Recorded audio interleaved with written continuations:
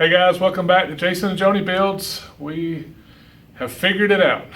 we got it all lined up. I haven't taken apart, but to show you what I went through to get all of our pulleys and belts aligned and get this thing another step closer to running. So today I'll try to do my best to show you guys what I use, the parts and part numbers. One of our watchers reminded me it'd be a good idea for me to at least give you guys part numbers and stuff that I'm using. And so I'll try to show you on the screen, and I'll put it in the description also. So if you have this problem and you need to find these parts, you can go there and order them. I gotta say, thank goodness Wild Horses did these pulleys. It made it a lot easier, once I got the right harmonic balancer too. So if you guys haven't subscribed, please do so, and give us a thumbs up. All right, so if you guys remember, I had the wrong harmonic balancer the last time we were here, and I was trying to get my pulleys lined up, and I didn't know it at the time. Well, as soon as I put it on and got looking at it, I figured out this was one of my issues. So what I ordered, I looked up Summit. Went to Summit Racing because I can get Summit parts overnight, just about. And this is a PowerForce Harmonic Balancer. This is, I believe, the same harmonic balancer that Tom's Bronco sells. If you look at it, it's got a plastic insert or nylon. I've already got it stuck in the back of my pulley here. But that's just keeps you aligned. But the good thing about this harmonic balancer is it'll fit 3 different top dead center timing locations, 1, 2, and then 3. So this is exactly what I needed. It's the 28 ounce that goes with this engine. So I started with that. If you can tell, it's got the flat face. So just want to show you that real quick. Again, the part number, I'm going to let Joni show you. Again, this is off of Summit Racing. It was $110, $105. To finish this up, I need to go ahead and get this thing installed so I can show you the rest of this. And this is just I want to put a little assembly lube on the shaft there. This is Jeg's engine assembly lube. This is what we use to put the engine together. Joni got to really use a bunch of this stuff. She was helping me assemble the engine, and she said I was going too slow, so she was in here coating the cylinders and wiping the pistons down for me. So, and right now I've got the engine still at top dead center. So got the new seal in. Alright. So from there, I just need to pull it down with the bolt.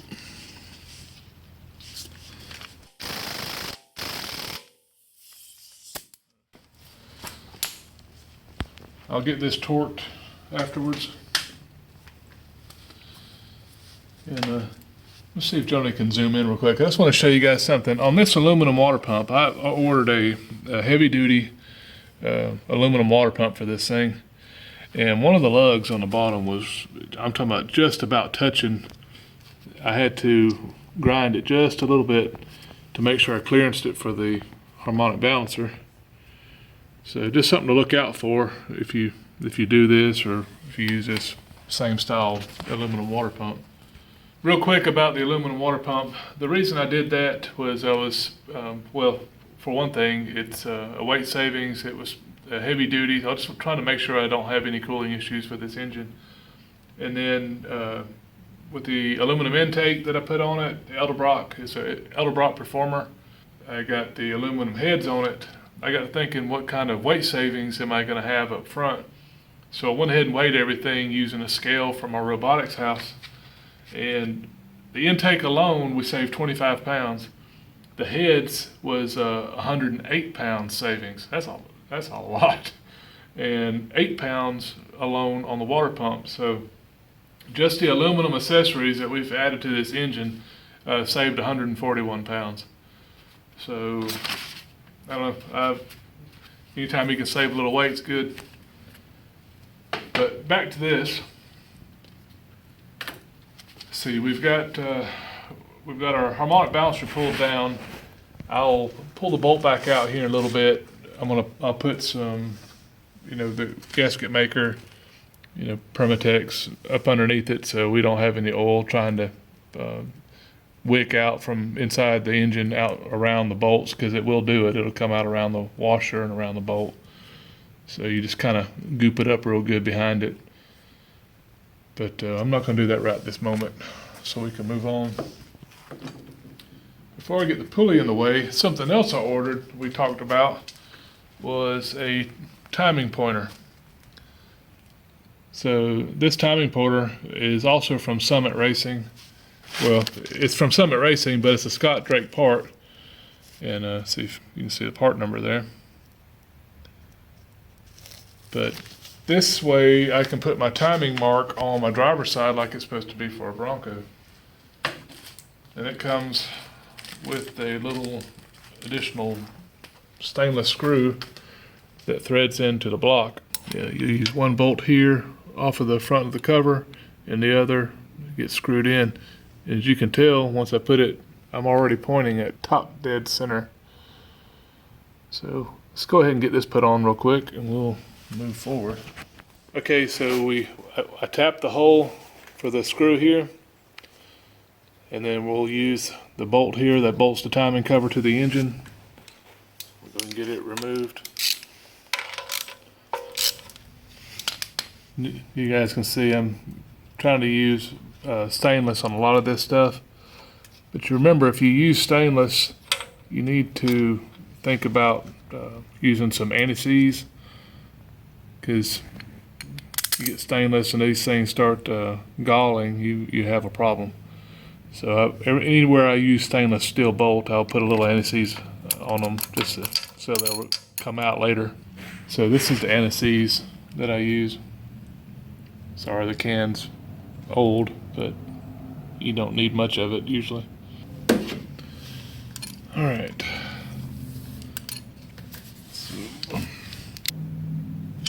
I don't want to over tighten it and break it. So that's much easier than me building something. So we'll go ahead and get our lower pulley put on now.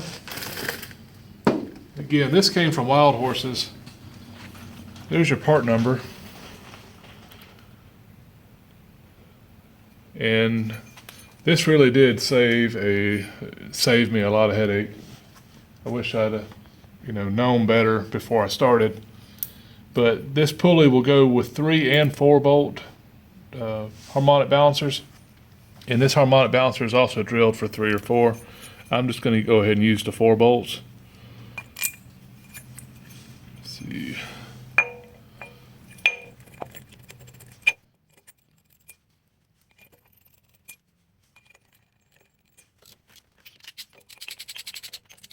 Now here's our double groove pulley, also from Wild Horses. Here's part number. But these pulleys are also like billet aluminum. They're very well made. Get that lined up there. So I don't know if you guys can see it already, but if you look right here, that is perfectly flat. So that means these 2 grooves on our pulleys here are lined up with I've got the correct water pump. So that is great. If you look right down there, the front groove is in line with the back groove on the AC compressor, and the back groove is also in line with the power steering pump. So let me get a belt and I'll show you. Okay, this belt is not the right length, but I'm still waiting on my idler pulley. I'm gonna do that. I'll show you guys just a snippet when I get that done. I'll just do this for now. So, as you can tell, it's straight off the top, down the side. And that's marvelous. So let's move on to the alternator. The alternator was a different story. When I started having troubles, I found out Ford didn't have a lot of common parts. You know, the engines, they moved them all around. So, and there's forums and people fussing all over the place talking about this exact subject. I was using a standoff before, which went in here. It bolted up, and this made my alternator stick out too far, and it had it at a higher, it had it setting up a little bit higher too. So I got to researching it, looking at pictures. See, like all the alternators were mounting just straight into the head and coming off. Well, when I did that, it pulled the alternator right where it needed to be. But the thing about it is I didn't have a bracket. So I ended up building my own. So I'm sorry I didn't show you guys building this, but I fabricated this bracket to basically, it comes across here. It holds the alternator where it's supposed to be. So we'll put it together and I'll show you how this works. So to put the alternator on, I really need this pulley out of the way. And my bracket I built uses this bolt here. So I need to remove it.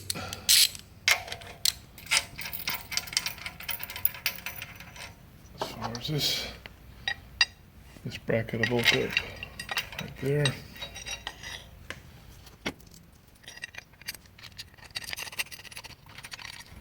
And you guys may be fortunate enough to have these brackets if your Bronco was already a V8, but mine was not, so I was converting it. So now, get that in.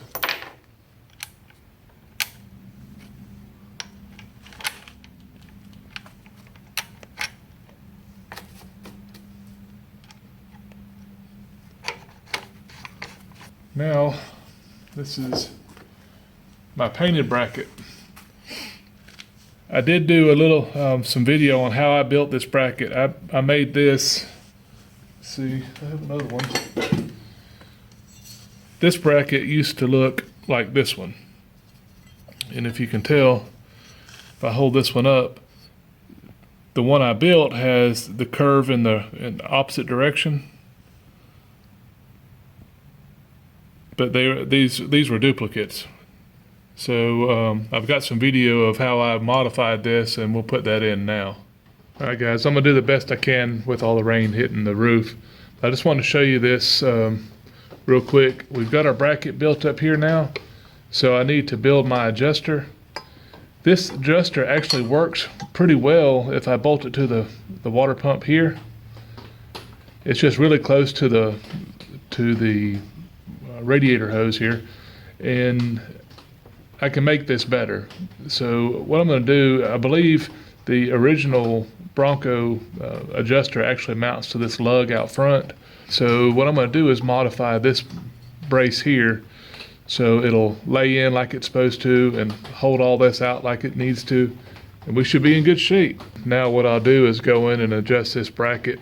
What I'm going to do is flatten it out, and then we'll take this and change the angle and re-weld it up. Then I'll glass bead it and make it pretty. So I don't know if you guys can see, what I did is just kind of hammered that flat, took the curve out because it was going in the wrong direction. Now I'll go place it back over there on the engine and see where I want this to rotate to. All right, so you guys can probably see that this angle is wrong. And I know this is a lot of work to build this bracket, but you know, some of you guys may be in the same boat I am. I don't have the correct brackets, and I can build these just as well. And this won't take too long.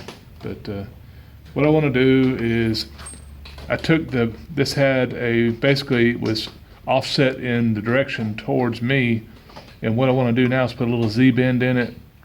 So this bracket is offset towards the alternator, and then once we get that done, and then I can come in and do a pie cut, and that way we can rotate this down and change this angle, because we need to take probably 10 degrees out of it, so it will rotate a little easier with the alternator when this thing is spinning out. So let me go put a little Z-bend in this real quick, and I'll be right back. All right, so here's the Z-bend I put in it, and that should help me get this. Oh yeah, that's just right.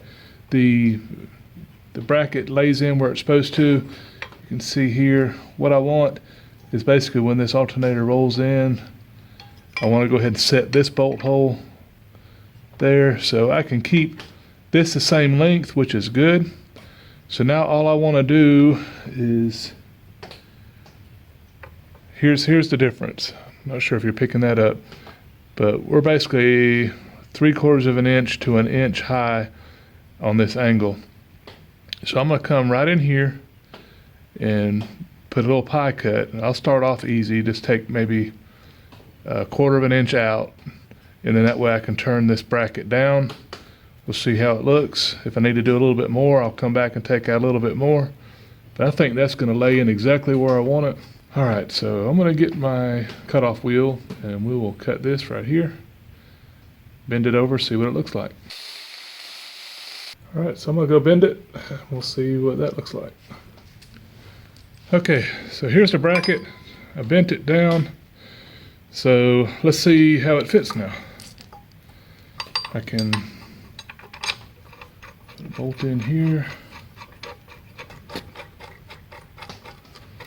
All right, there we go. Alternator clears it, no problem. This thing will articulate in and out. Check that out. I got plenty of room back here for my hose. Perfect, I love it. This is exactly what I needed. So what I'm going to do, I'm going to take my grinder so I get a good weld to make sure that it penetrates. I'm just going to basically bevel the edge a little bit on the front and the back side, and then I'll just put a nice heavy bead here, get it sanded off, grind it down, put it in the bead blaster real quick, and we'll make this thing pretty. Oh, that looks good. Let's see if you can see this.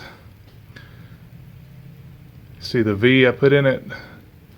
Basically what that'll do, that allows me to get in there and weld this up, and then when I come back and grind it off, I grind it off flat so you can't see that I welded it. I don't want to grind all my weld away. And so you got to be real careful if you're going to dress something out. If you don't have proper penetration, the part will just break, and I don't want that. So anyways, that's my method. We'll weld it on both sides, and then we'll get it ground down.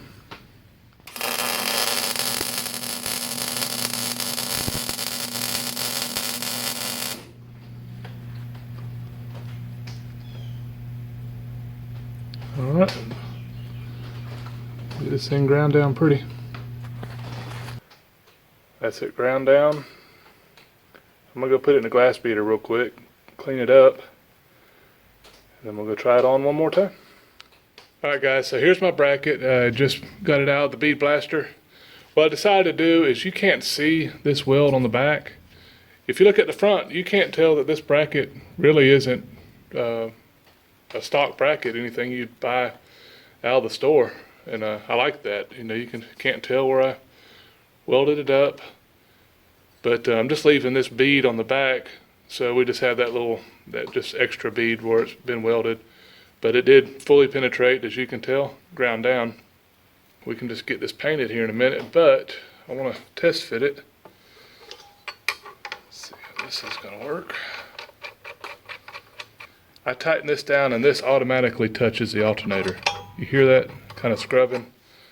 That's perfect. And I had another belt. This one is this is a 38-inch belt, and the other one I bought is a 40.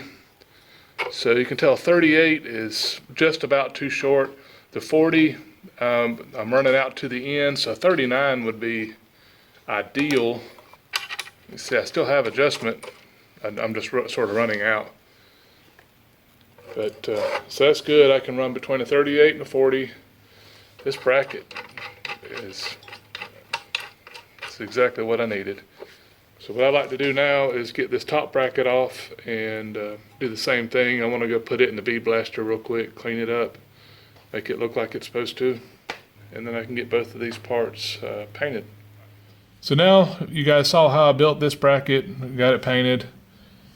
We're gonna get it put on, and it bolts here to this upper lug. Man, that fits good. Almost like I built it, Jonah. Oh, imagine that. Yeah. Okay, so the bracket's installed, the alternator is on. I need to go ahead and tighten my water pump back down. Water pump bolts here.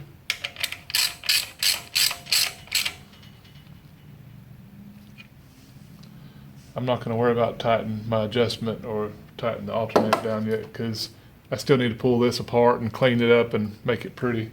All right, so now we'll put our pulley on.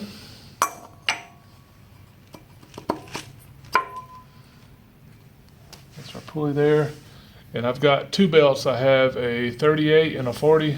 I think I mentioned that a minute ago in that little section of video that I did.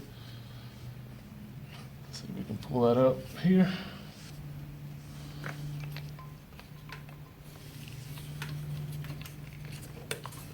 I'm just going to set this belt on there for now so I can show you guys in just a minute what it actually was going to look like once we get our other belt and then we put our idler in. But we have plenty of room for our hose, for our water hose. You can tell where it goes in. I don't have any problem with the bracket. I can put the clamp on it, have plenty of room for adjustment. So this is such a big thing. This makes me feel so good to get this done. But then we have our fan.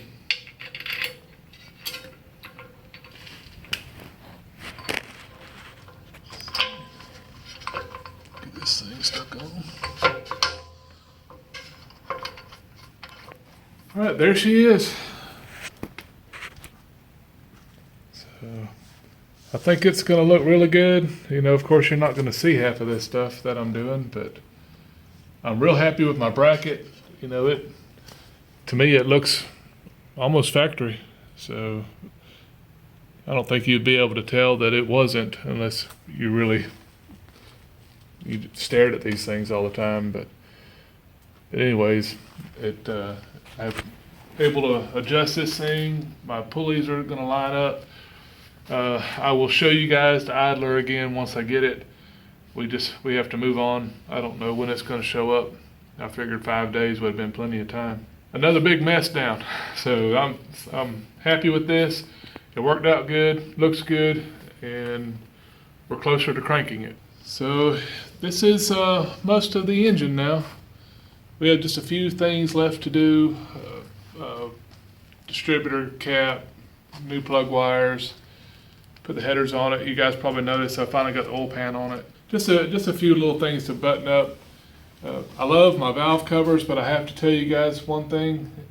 If you do this same build or something like it, the valve covers don't hardly miss the valve springs.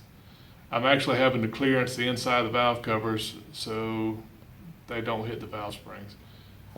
So thank you guys for tuning in, and we just really appreciate you guys and all the comments. You know, you guys are, really help keep me and Joni focused and moving forward on this thing. So until next time, y'all take care. Bye.